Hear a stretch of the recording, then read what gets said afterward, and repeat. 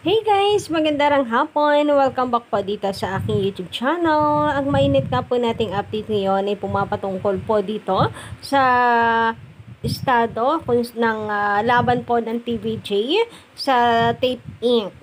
Kasi muli na naman nga pong nanalo ang TVJ guys sa apela ng Tape Inc. So, padalawang apela na po ito no, ng Tape Inc.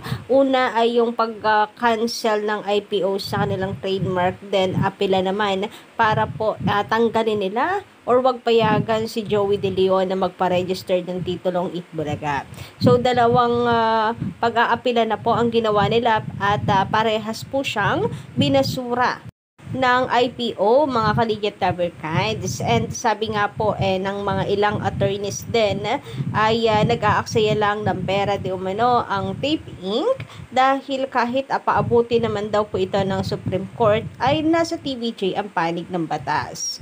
So, pag-uusapan nga po natin ang lahat ng yan dito Kaligit Taberkids sa ating YouTube channel. But before that, sa mga bago lang at hindi pa po nakaka-subscribe sa aking channel, maaari po ninyong pindutin ang subscribe button and notification bell dyan po sa baba para maging updated po kayo sa mga susunod nating mga balita. And sa lahat ng nakikinig at nakatambay sa aking channel, big shout out po sa inyo. Maraming salamat sa pagsuporta. Samantala, unahin po muna natin pag-usapan ang patungkol po dito sa post ng Pro Kapuso page and Pro Tape na rin Kaligit Taberkids. Sabi kasi dito, utak ng mga TVJ supporters minsan nasa ulo pero madalas nasa talampakan. Ano kaya ang basahan niya para sabihin po na nasa talampakan ng utak ng mga TVJ supporters? Dahil ba naniniwala tayo na ang TVJ ang tunay na may-ari? Bakit? Hindi ba? Mula naman sa pool, TVJ ang nandyan. Kailan baga dumating ang Tape Inc? 1981. Ang TVJ 1979. Sino ba ang nakakreate at nakaisip ng titulong Itbulaga? Ang Tape Inc ba? Wala nga po sila since day one ito Nung nagpaplano pa kaya kung ano ang kanilang gagawing programa or noontime show. So, ang isa rin po nating katanungan sa mga ito ay may kontrata ba si Joey De Leon ng kanya pong gawin ang titulong Itbulaga? Parang wala namang kontrata. Until now nga po, wala silang kontrata sa taping So, yung pag-resign nila for professional, ano na lang for professionalism, hindi po siya dahil may kontrata. And maging ang Tape Inc naman, wala rin naman pong maipakita na may kontrata ang TVJ. Ultimo nga sila nagre-reklamo bakit daw itong mga Legit Taberkids walang kontrata. Meron daw nagtatanong sa kanila kung regular daw ba sila, pero wala silang maisagot kasi wala daw pong HR, ganyan. Wala nga papeles na pinanghahawakan kung regular ba ang isang tao doon sa kanilang kumpanya. Diba? Meaning ay wala po talagang kontrata, shake hands lang po ang naganap with Sir Tony Tobiera and the TVJ. Again, Tony Tobiera, hindi po Tape Inc or Romeo Haloshos. So, yun nga guys, and base po sa batas, kapag hindi ka po tauhan, hindi ka po empleyado, ikaw ang tunay na may-ari. Kapag ikaw ay individual contractor, ikaw ang tunay na may-ari at walang karapatan na angkinin yung iyong ginawa or nilikha. Sa'yo yun. And yan po yung kalagayan ni Henyo Master Joey De Leon. Kaya malakas po ang kanilang laban para dito sa titulong Itbulaga. Yan din kasi sinasabi po ng mga attorneys. So, paano?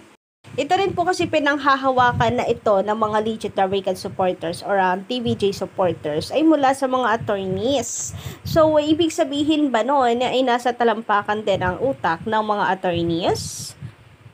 And take note, hindi po siya attorneys ng TVJ. So, mga nakikisali lamang din po sa issue and ito po yung kanilang pananaw. Okay lang din sabihin nila na nasa talampakan ang utak ng attorney ng TVJ since ang bias nga po nila ay nasa Tape Inc or nasa Kapuso, di ba? Pero itong mga attorneys na ito na hindi na po or kumbaga ay nakikisali lang at hindi po sila attorney ng TVJ, masasabihan ba nila ng nasa talampakan ng utak ng mga ito? Basta ang atin lamang pong masasampal sa kanila ay ito. TVJ, rightful owner of Itbulaga trademark says IPO. Period. And ang mga apela na ginawa ng Tape Inc. para sa kanilang registration, bakit binasura, and registration for Joey De Leon ay binasura din. Samantala, para nga po sa ating main topic ngayong araw, pag-usapan nga po natin ang patungkol sa tila nag-aaksaya lang daw ng pera ang mga mga halusos rather. Sabi dito ni Sir Manuel Ponce sa kanyang komento, magandang hapon sa iyo, Miss Gandara. Uulitin ko lang ang sabi ng tatlong attorney. Ayan, tatlong attorney na vlogger. Si Attorney Claire Castro, kahit umapila pa sa highest court, yang halushos mas papaboran pa rin ang TVJ, kaya kung siya daw ang tatanungin, magpaubaya at magpalit na lang ng title yung fake bulaga. Ganun din yung sinabi ng isa pang attorney.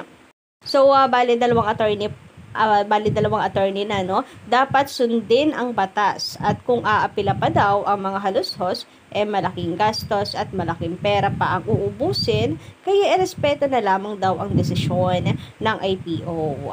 Alam tayong mga legit na records, mas okay naman din kausap. Kasi para sa akin, magpalit na lang ng title. At pagandahin yung show ng mga halusos, baka sakaling maisip ko pa sila at baka mas dumami pa ang views nila. Kaya move on and mag-friendly competition na lang bawat shows. Wala nang away at siraan. And pag nangyari yan nga po ng mga ka-legit Americans, kapag nagpalit na lang po sila, baka nga tumahimik na rin po ang TVJ supporters. Kasi kaya naman po tayo nagngangaw-ngaw, lalo na po ang mga legit Americans, dahil nga sa ayaw pa rin po nila i-give up ang titulong Itbulaga, sa TVJ nga po yun. And maybe baka nga po bigyan ng pagkakataon ng mga taong bayan ang kanilang show kung sakasakali na i-give up na lamang, magpaka-humble na lamang. Hindi yun nakikipagmatigasan pa. Pero as long as talagang gusto pa nila itong paabuti na Supreme Court and matalo sila, kahit siguro magpalit sila ng pangalan, baka hindi po mawala ang galit ng tao sa kanila dahil talagang ayaw nila itong bitawan. Or kumbaga ay hindi nilulunok ang pride na lamang para sa na lamang para na lamang po sa kagustuhan ng mga Pilipino. Tama po kayo, tayo naman, madali lang din naman kausap basta nagpalit po sila ng pangalan at itigil na ito ang labanan na ito at magpaka-humble, magpaka-Ginoo na lamang ka-legit Americans, titigilan na rin po natin sila at the same time ay ituturing na lang rin na friendly competition. Pero kapag umabot pa nga po ito hanggang sa pinakamataas na hukuman, baka hindi po mawala ang galit talaga ng tao sa kanila kahit pa maipanalo ng TVJ ang titulong Itbulaga.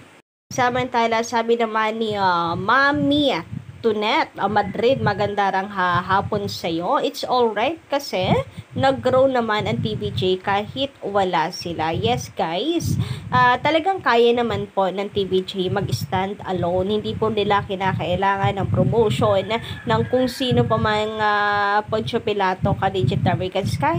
Dahil kahit sila lang, basta sila ka-legit Americans, automatic branded na po yan at susuportahan po yan. Kumbaga sa isang aktor or actress, hindi nila kinakailangan ng love team para lang may angat ang sarili. Kayang-kaya nilang dalhin at pasikatin ang kanilang sarili. TVJ baka yan.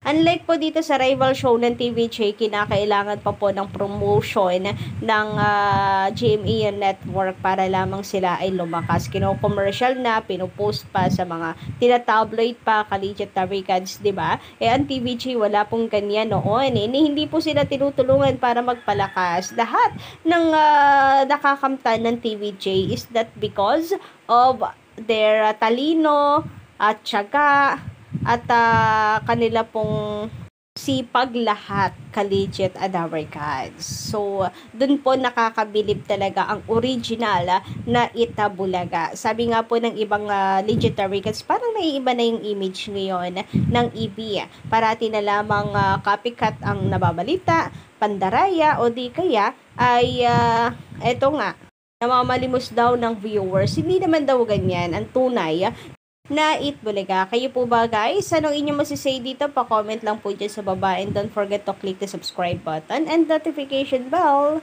para po sa susunod na mga balita.